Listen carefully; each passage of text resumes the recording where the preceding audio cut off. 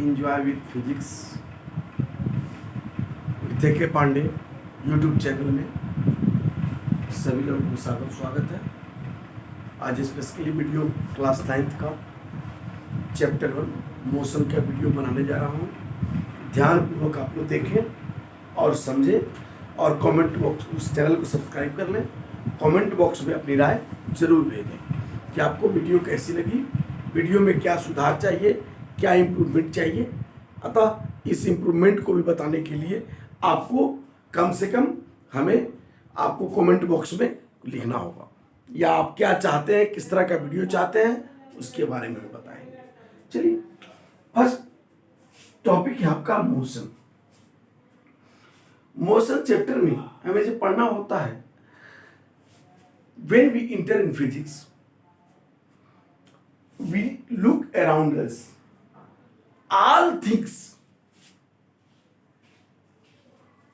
which we see around us are in two states, first in motion or at rest. But in fact, whenever we consider the motion and rest, both are relative term, not single term. केवल एक motion कह देने से, केवल एक rest कह देने मात्र से दोनों चीज का बोलते हैं, दोनों एक दूसरे के कंप्लीमेंट्री हैं। हाउ?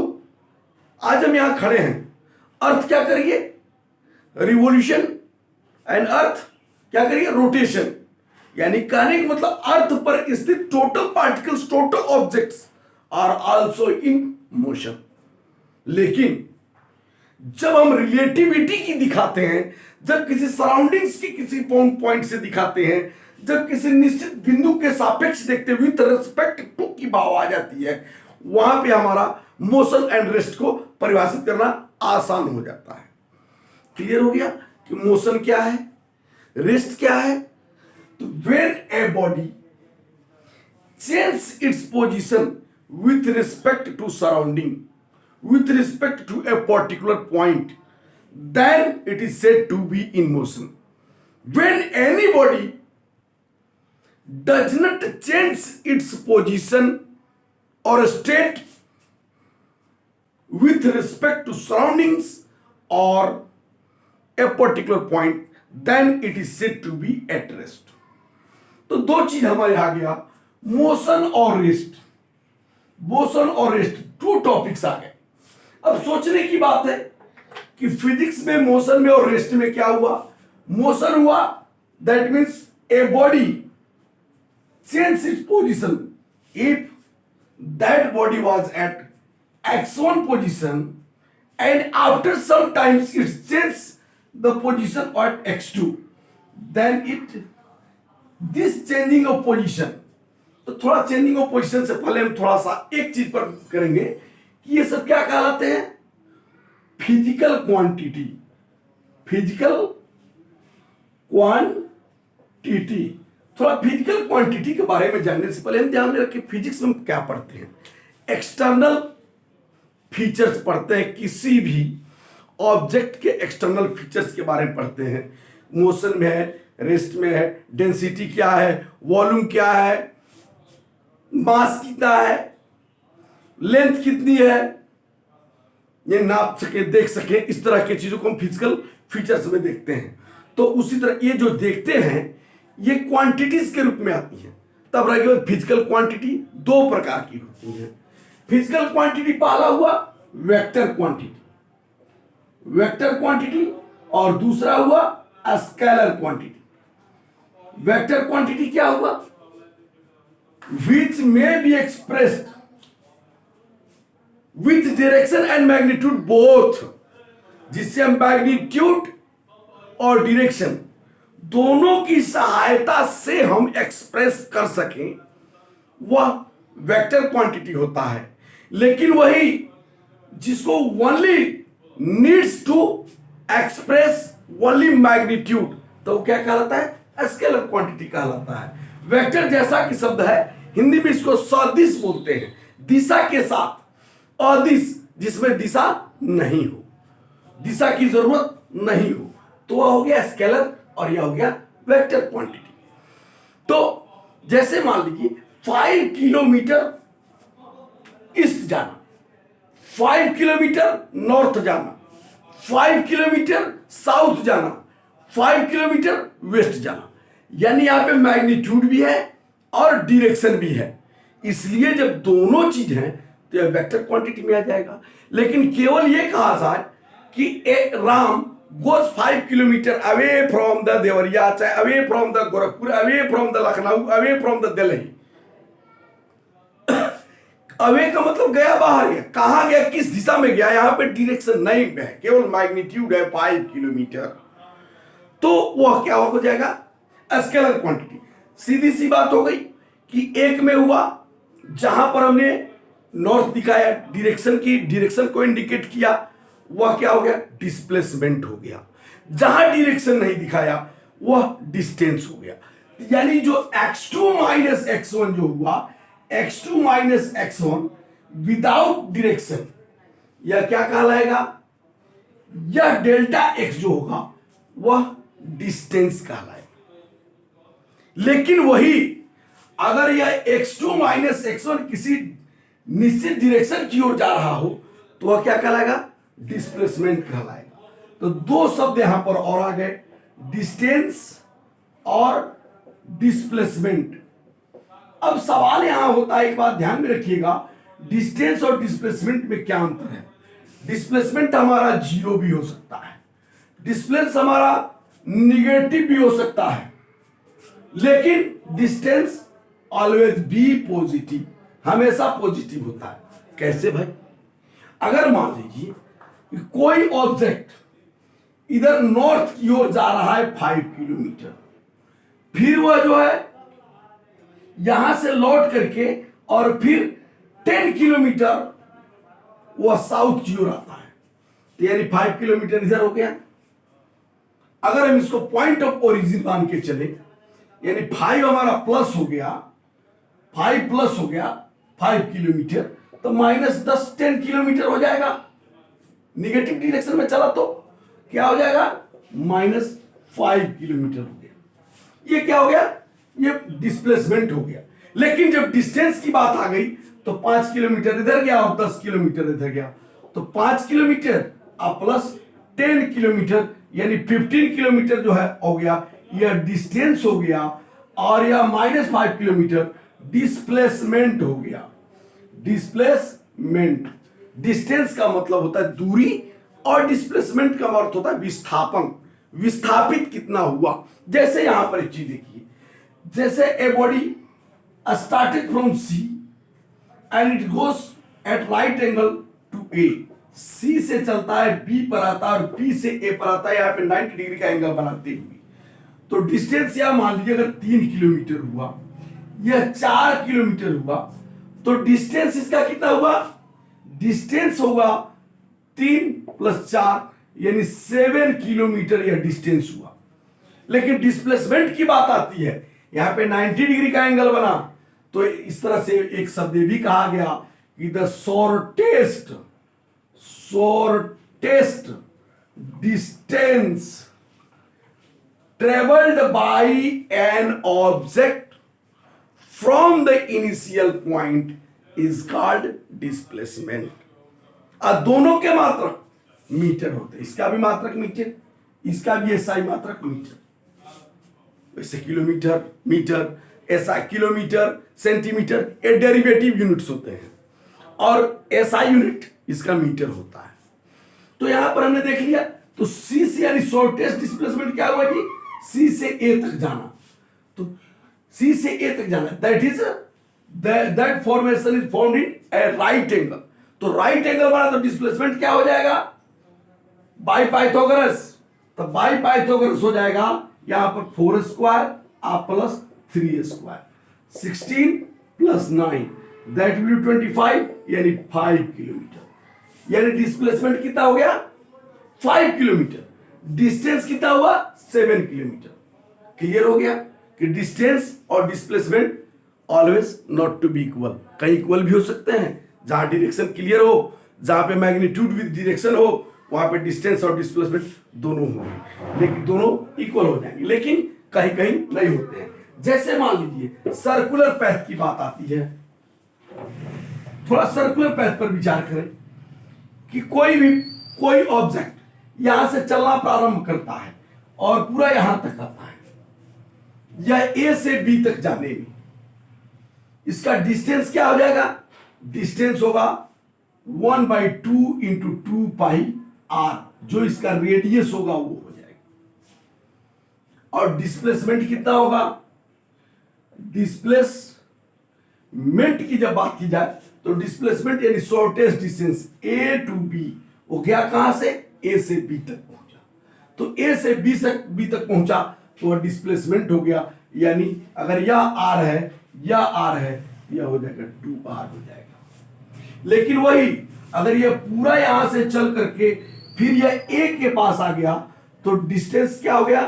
तो डिस्टेंस हो जाएगा 2πr और डिस्प्लेसमेंट हो जाएगा 0, क्योंकि उसका कोई विस्थापन नहीं हुआ, कहीं अपने जगह से जितना पॉजिटिव चला उतना निगेटिव हो गया, तो यानी पॉजिटिव और निगेटिव मिलकर के 0 हो गए। तो ये ध्यान में रखिएगा, जब भी डिस्टेंस और डिस्प्लेसमेंट की बात है तो दोनों दूरी ही है, डिस्टेंस भी दूरी है, डिस्प्लेसमेंट भी दूरी है। अंतर क्या है? तो डिस्टेंस में केवल मैग्नीट्यूड से मतलब होता है, वहां डायरेक्शन से नहीं मतलब होता है, वहां पॉइंट ऑफ ओरिजिन का कोई मतलब नहीं होता। लेकिन जब डिस्प्लेसमेंट की बात आती है तो वहां पॉइंट ऑफ ओरिजिन का मतलब होता है, वहां पर यह देखना होता है कि कितने शॉर्टेस्ट डिस्टेंस, यानी इनिशियल पॉइंट से वो फाइनल पॉइंट तक जाने में उसका शॉर्टेस्ट डिस्टेंस कौन सा है। सबसे छोटी डिस्टेंस को हम डिस्प्लेसमेंट कहते हैं। क्लियर हो गया आपका इसका डिफिनेशन? डिस्टेंस क्या हुआ? The change in position which is measured in as a length, that is called distance, and the shortest distance traveled by a body from initial point to final point, that is called displacement. The SI unit of both are meter. यहां तक तो हमने समझा। इसके बाद देखिए, जब हम डिस्टेंस और डिस्प्लेसमेंट जब जान गए तो तय के डिस्टेंस और डिस्प्लेसमेंट को तय करने में हमको 5 किलोमीटर जाए, 2 मीटर जाए, 10 किलोमीटर जाए, 15 किलोमीटर जाए, टाइम तो लगेगा। तो जब हम इसको विथ रिस्पेक्ट टू टाइम देखते हैं, जब हमको with respect to time calculation करना होता है तो वहां इसकी बदलती है क्या? एक हो जाता है स्पीड और एक हो जाता है वेलोसिटी। देखिए कहने में दोनों ही सेम टर्म है। आप कहेंगे स्पीड बराबर क्या हो जाएगा जी? Distance upon time. वेलोसिटी बराबर क्या हो जाएगा? Displacement upon time. डिस्टेंस का यूनिट मीटर, इसका सेकेंड यानी मीटर पर सेकेंड इसका भी हो गया। ये मीटर अपॉन सेकेंड, मीटर पर सेकेंड ऐसा यूनिट इसका भी हो गया। तो यूनिट तो सेम हो गई, लेकिन फिर यहां पे वेक्टर और स्केलर वाली शब्द आ गई। फिर यहां पर एक डायरेक्शन के साथ व्यक्त किया जाता है, एक विदाउट डायरेक्शन व्यक्त किया जाता है।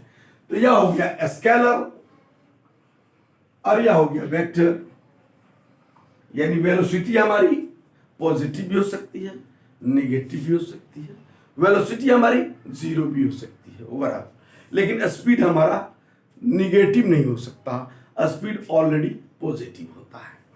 जैसे मान लीजिए आप पूछेंगे आप कैसे, ये ध्यान दें। जैसे कोई वेलोसिटी जैसे स्पीड है, यहां पर 5 किलोमीटर पूरब गया, मान लीजिए नॉर्थ गया, फिर 5 किलोमीटर 2 सेकंड में, फिर 3 सेकंड में इधर गया। तो यहां पर जो है स्पीड की जब बात आएगी तो दोनों स्पीड एक साथ चलेंगे। लेकिन जब यहां पर रिटर्न हुआ है, अगर कोई वेलोसिटी यहां पे रिटर्न हो रहा है तो या पॉजिटिव वेलोसिटी होगा या नेगेटिव वेलोसिटी होगा।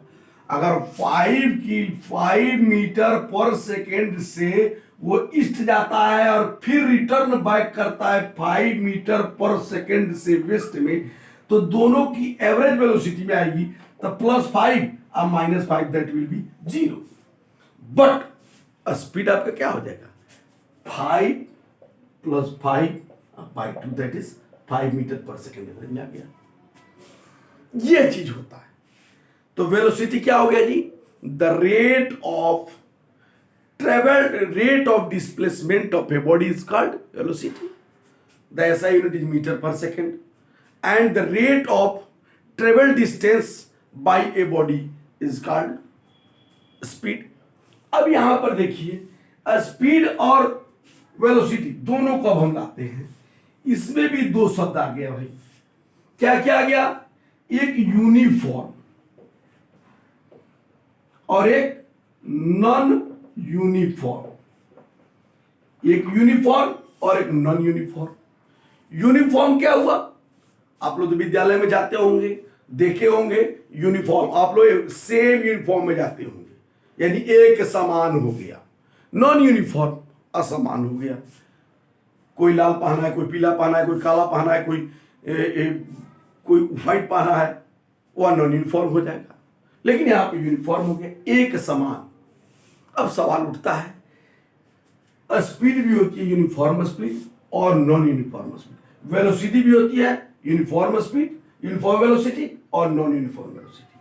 अब ये यूनिफॉर्म वेलोसिटी और नॉन यूनिफॉर्म वेलोसिटी क्या है, इस पर बात की जाए तो यूनिफॉर्म वेलोसिटी, जैसे अगर यहां से अगर 50 किलोमीटर चल रहा है, अगर 2 किलोमीटर पर आवर के स्पीड से वो चलता जा रहा है, यानी उसकी स्पीड में थोड़ी सी भी रुकावट कम अधिक नहीं हो रही है, तो वह क्या हो जाएगा? यूनिफॉर्म हो जाएगा। लेकिन अभी चले, ब्रेक लगाए, क्लच लगाए, कहीं कहीं 20 किलोमीटर पर आवर से चले, तो कहीं 10 किलोमीटर पर आवर से चले, तो कहीं 50 किलोमीटर पर आवर से चले, यानी यहां पर क्या हो गया? हमारा स्पीड अप डाउन होता रहा, तो वह क्या हो गया? नॉन यूनिफॉर्म हो गया। अब रही बात एवरेज वेलोसिटी, नॉन यूनिफॉर्म और यूनिफॉर्म क्लियर हो गया। तो यूनिफॉर्म में जब बात आती है तो यहां तो स्पीड में कोई चेंजिंग होती नहीं है। तो जब यहां पे स्पीड में या वेलोसिटी में there is no change, then there is no any types of changing. But in non uniform velocity और speed it changes, and when change, a new topics come for you, that is called acceleration. उसे हम क्या कहते हैं जी? Acceleration. It is denoted by A. Acceleration क्या है? The rate of change in velocity is called acceleration. तो acceleration भी दो प्रकार के हुए, एक पॉजिटिव एक्सेलरेशन कहा जाता है, निगेटिव एक्सेलरेशन को रिटार्डेशन कहा जाता है। ध्यान में रखिएगा, निगेटिव एक्सेलरेशन जो है वो रिटार्डेशन कहलाता है। जैसे मान लीजिए हम साइकिल चला रहे हो, मोटरसाइकिल चला रहे हो, तो आगे की ओर जा रहा तो पॉजिटिव दिशा हो गया। जब ब्रेक लगाते हैं तो वहां पे जो हमारा वेलोसिटी की चेंज होती है, इनिशियल टू फाइनल की जहां बात आती है कि इनिशियल 0 से और अधिक की ओर, यानी इंक्रीजिंग की ओर जब बढ़ते हैं, वहां एक्सेलरेशन हुआ। लेकिन जब हमारा इनिशियल वेलोसिटी हाई होती है और फाइनल वेलोसिटी 0 हो जाती है, यानी ब्रेक लगाने पर, वो क्या कहलाता है? रिटार्डेशन। और वहां पे एक्सेलरेशन हमेशा क्या आता है? निगेटिव आता है। चलिए अब आगे बढ़ते हैं। एक्सेलरेशन की जब बात आई तो हमने देख लिया कि rate of change in velocity, यानी वेलोसिटी में चेंज इन वेलोसिटी, एक्सेलरेशन बराबर क्या हो गया? एक्सेलरेशन बराबर हो गया change in velocity, change in velocity upon time. अब यहां देखिए, u को हम इनिशियल वेलोसिटी के द्वारा दर्शाए, v को हमने फाइनल या इनिशियल वेलोसिटी हो गया, इनिशियल वेलोसिटी, और ये हो गया फाइनल वेलोसिटी, और टाइम लगा t। तो हमारा एक्सेलरेशन क्या हो जाएगा जी? तो v minus u by T. तो अगर v में से u घटाएंगे तो डेल्टा v बाई टी हो जाएगा। इसका मीटर पर सेकेंड होता है upon second, that will be metre पर सेकेंड स्क्वायर। इसका एसआई यूनिट क्या होगा जी?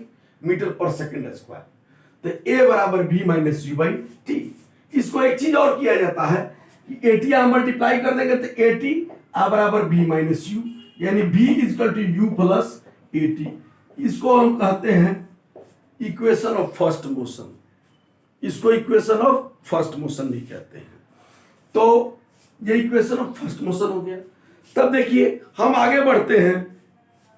हमने देख लिया कि acceleration, change in velocity with respect to time, that is metre पर सेकेंड स्क्वायर एसआई यूनिट, और at is equal to v minus u, v is equal to u plus a t. थोड़ा सा आगे आते हैं, थोड़ा सा आगे जब हम बढ़ते हैं तो हम क्या देखते हैं जी कि एक्सेलरेशन में भी हमारा एक यूनिफॉर्म एक्सेलरेशन होता है, नॉन यूनिफॉर्म एक्सेलरेशन होता है। मोशन में भी uniform motion, non uniform motion, velocity में भी uniform velocity, non uniform velocity. ये टोटल जो चीजें हैं आपको ये ग्राफिकली जब पढ़ाएंगे सेकंड पार्ट में, सेकंड पार्ट का वीडियो जब देखेंगे आप तो बहुत कुछ क्लियर होगा। वैसे आज थोड़ी सी मैं एक चीज क्लियर कर रहा हूं। ये तो आपने देख लिया कि आप क्या मिला आपको जी, v is equal to u plus a t, v is equal to u plus a t आपको मिल गया, u प्लस एटी। ये क्या हुआ, फर्स्ट इक्वेशन ऑफ मोशन हो गया, फर्स्ट इक्वेशन ऑफ मोशन। किससे, the by definition of acceleration से। अब अगर मान लेते, let us consider that an object is moving with the initial velocity u, after time t is accelerate with acceleration a and time taken is t, then average speed क्या होगा जी, average velocity, average velocity बराबर होगा u plus b by 2 हो जाएगा, हो गया। तो average velocity u plus b by 2 हो गया। टाइम कितना लगा, टाइम लगा t, तो ट्रेवल्ड डिस्टेंस कितना हो जाएगा, ट्रेवल्ड डिस्टेंस, ट्रेवल्ड डिस्टेंस आपका हो जाएगा average velocity i into time. Average velocity होगा u plus b by 2 into T. By first equation of motion b के जगह पर लिख सकते हैं u plus u, travel distance मान लीजिए s हो गया, तो u आप प्लस एटी आप बाई 2 इंटू टी। u और u मिलेगा तो 2u हो जाएगा, आप प्लस एटी आप बाई 2 इंटू टी। टी से मल्टीप्लाई कर दिए, 2ut आप प्लस एटी स्क्वायर आप बाई 2, यानी s इक्वल टू हो गया ut आप प्लस हाफ एटी स्क्वायर। यह आपका क्या हो गया जी, इक्वेशन ऑफ सेकेंड मोशन। इसको हम बोलते हैं equation of second motion bye mathematical process. How can you prove that, that is called second equation of motion. ठीक है, फिर हम आते हैं, देखिए थोड़ा सा विचार करते हैं कि जैसे यहां पर तो हमने देख लिया कि भी u आप प्लस b आप बाई 2 इंटू टी। यहां पर हमने देखा था कि a बराबर v minus u by T होता है, तो t बराबर भी तो होगा v minus u by a. अब यहां पे t के इस मान को पुटअप करिए, तो u plus v by 2 into ये हो जाएगा v माइनस यू आ बाई ए। अब देखिए ये क्या हो जाएगा, ये s है, तो s बराबर देखिए तो यहां पर v या प्लस यू लिख देंगे इंटू v माइनस यू लिख देंगे अब बाई 2a। इसको इधर करेंगे तो 2as हो जाएगा, यहां हो जाएगा v square minus you square. इस तरह से हमारा क्या आ गया, v square minus you square बराबर 2as। यह थर्ड इक्वेशन ऑफ मोशन कहलाता है, थर्ड इक्वेशन ऑफ मोशन कहलाता है। ठीक है, नेक्स्ट डे हम लोग नेक्स्ट टॉपिक में फिर मिलते हैं नेक्स्ट वीडियो में।